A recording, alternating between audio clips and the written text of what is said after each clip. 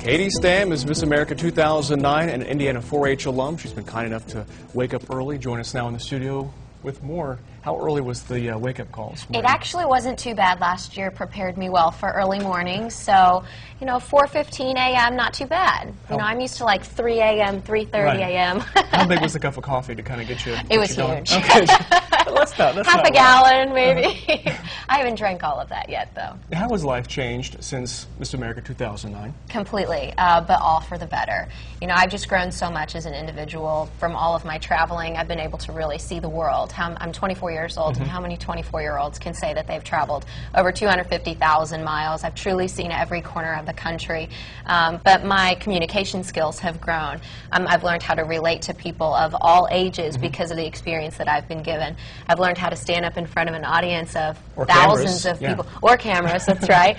It's really incredible. My life has truly changed completely, but all for the better.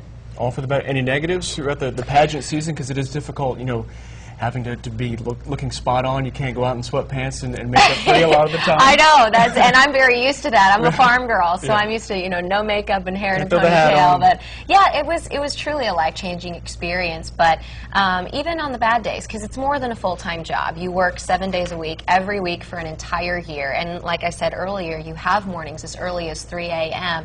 and nights, as late as midnight, and then you have to start all over the next day. Tons of traveling. It really is exhausting. But yeah, there are a lot of negative stereotypes with pageantry and about girls who compete in pageantry.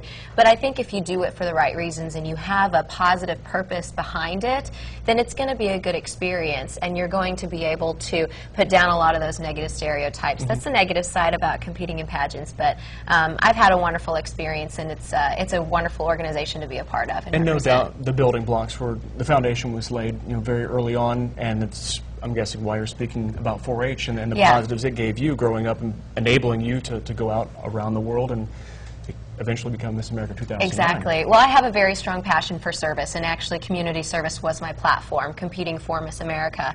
And that's what I was able to speak about all over the country and even internationally. So community service obviously is the foundation of 4-H. That strong emphasis on community involvement and activity in your community. So that really gave me my great foundation to build on my platform, and it also gave me some really great experiences to talk about while I was on the road, about all the different community projects I was involved in as a little girl. And the 4-H Foundation, raising money for scholarships for outstanding 4-Hers that, exude those qualities. They have the gift for service like you did growing up.